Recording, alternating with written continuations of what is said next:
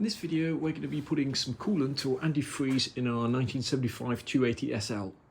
Before we do that, I'm just going to run over the different types of coolant, what the different colors mean, the different types of water, the different mix ratios, whether you can use a generic coolant like Prestone or whether you need to use Mercedes brand coolants. I'm going to be covering all of that, telling you exactly what the coolant does in the car, why it's important to change it regularly, and what happens if you don't change it.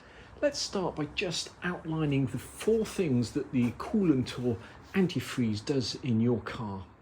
What many people do not realize is the coolant that you put in your car has a rust inhibitor in it, and that stops the pipes rusting out and engine components rusting. When we took the coolant system to pieces on our car, on this 280 SL, the metal pipes here were all rusty, and when you sandblast them, they've got holes in them.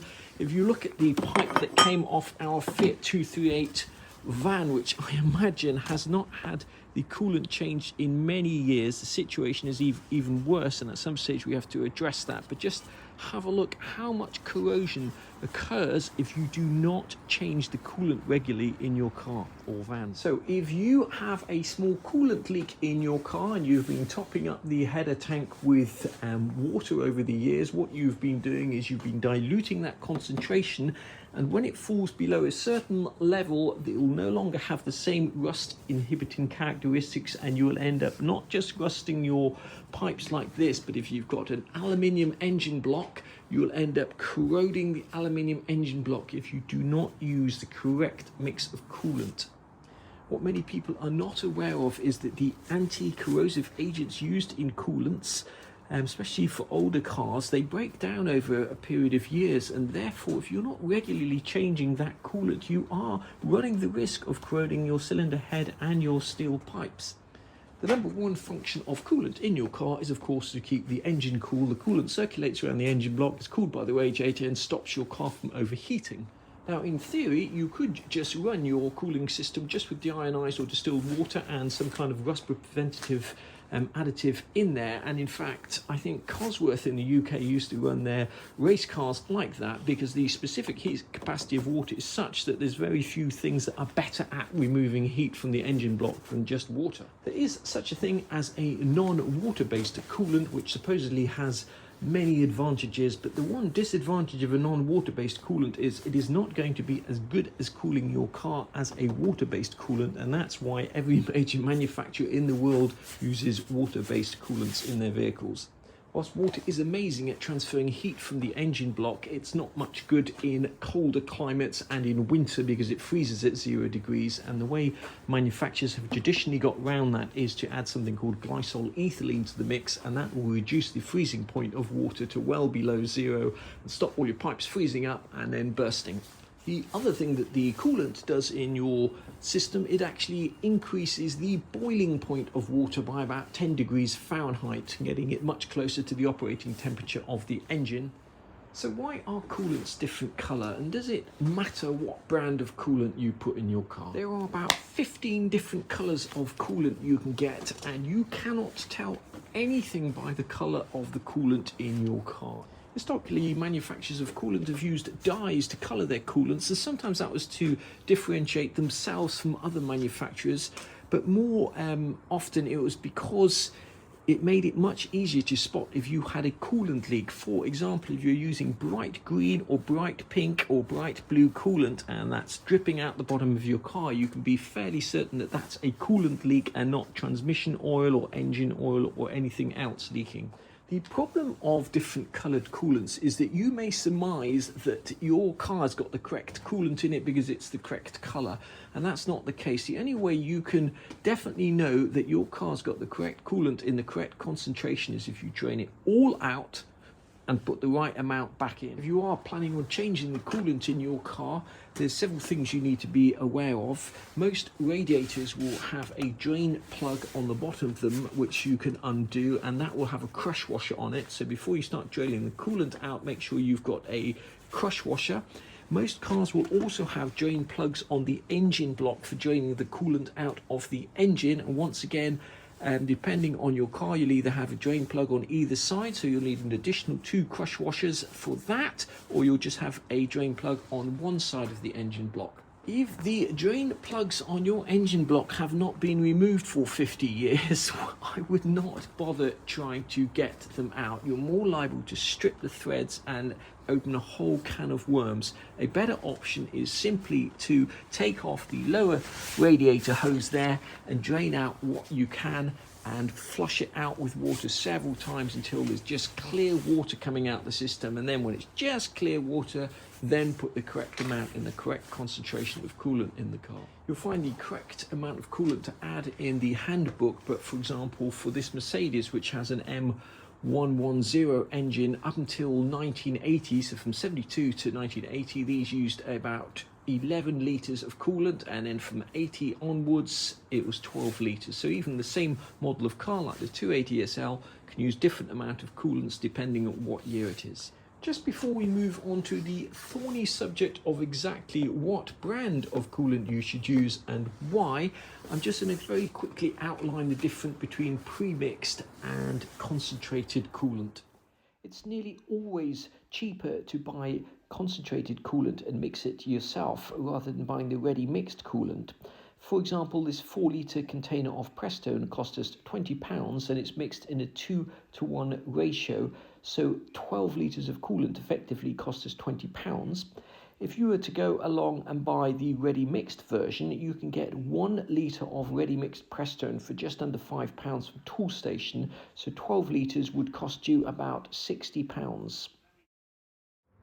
Now that's not quite true, because you're going to spend a few extra pounds buying deionized or distilled water. The manufacturers recommend deionized water because, believe it or not, deionized water has less ions in it than distilled water, and it is those salt ions that tend to leave mineral deposits in your engine and cause rust. So always get deionized water when you're mixing concentrate. Mercedes concentrate is mixed in a 1-to-1 ratio. So if you buy a litre of this, you add a litre of deionized water.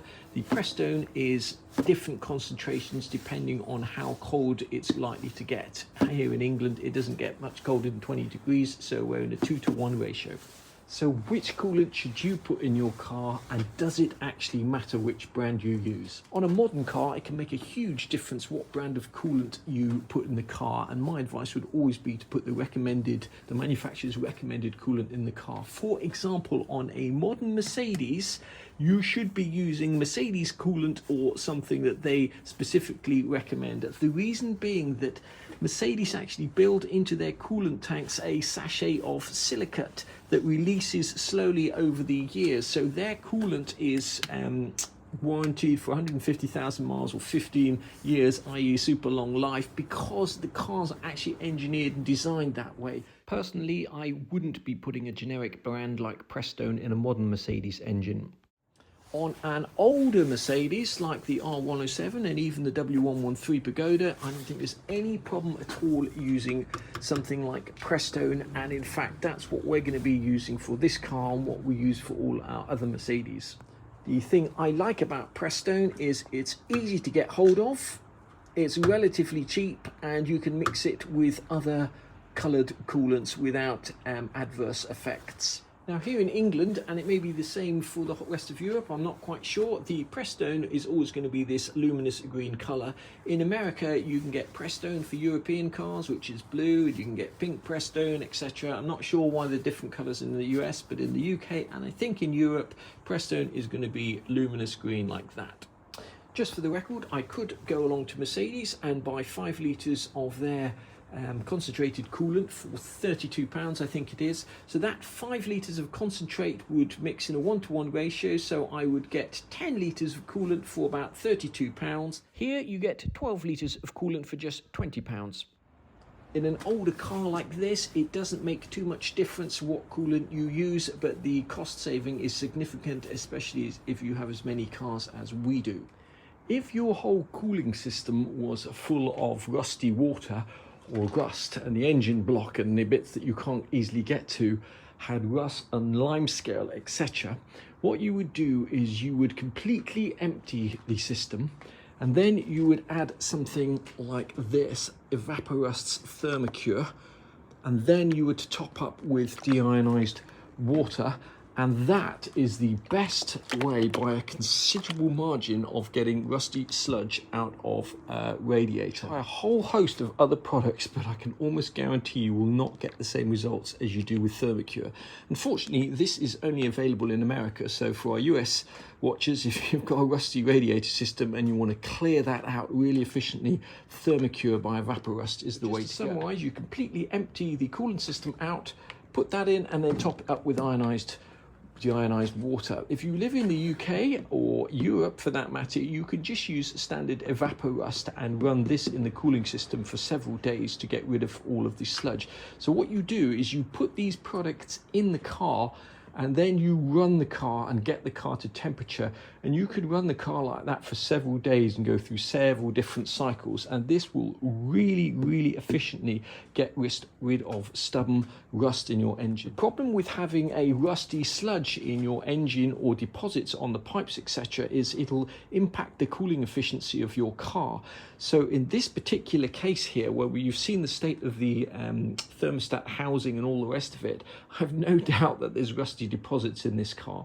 What I'd normally do if this car was running and driving, I would do a flush with several times with water first, then I would add something like Evaporust when the water was running clear, and then I would get the car to temperature and drive it. But we don't have that option because this car isn't running first, so that's why I'm initially going to fill the car up with coolant, because that coolant has rust inhibitor in it, and what I don't want to do is just fill this car up with water then not drive it for the next 2 months because I'm still tinkering about with the engine. So first we're going to do this with coolant and leave it in there. Later on we're going to put Evaporust or Thermocure. I haven't decided yet. I may use this last litre of Thermocure, the last one in the UK, on our Fiat 238 van, because that really does have overheating problems and it really does have a rusty radiator system. So I may use that for the Fiat 238 and just use standard Evaporust for the Mercedes. So let's get filling this car and see if we've got any leaks. This here, 1 part Prestone concentrate, 2 parts deionized water. We have mixed a total of 12 litres of coolant, the 4 litres of Prestone and an additional 8 litres of deionized water. And in the car, so far, we've put 10 of those 12 litres, and that comes up to here. Next thing we're going to do is turn the engine on, hopefully, and run the car with the radiator cap off like this. And what will happen is this, as the engine gets warm and the coolant gets warm, this coolant will start to rise up. And the reason you fill it to this level and not to that level is it'll just flow out the top if you fill it up there initially. So as the coolant rises up, you'll hopefully see any air bubbles in the system bubble out, and the fact you've got the radiator cap off will allow that air to escape. And then we will use this little ½ litre bottle here to top up this, making sure the level never drops down low enough for any more air to get into the system. I was hoping to actually start this car in this video, but it's turning over but not catching, so I've either dislodged something whilst putting the cooling system back together, or I've done something very stupid like fry the ECU or the ignition control module. I'm not quite sure, but I'll investigate that off camera, possibly cover that in another video. I'm going to leave this video here and just let you know the cheapest place to get Prestone should you wish to change the coolant in your older Mercedes. Got the 4 litres of Prestone concentrate from these guys here, Motor Hut online, just £20.69. We bought 2 of them, they're delivered free and it's on special offer at the moment, so you're saving a few extra pounds. One of the cheapest places to get deionized water is Asda. You can get 5 litres for £2.75.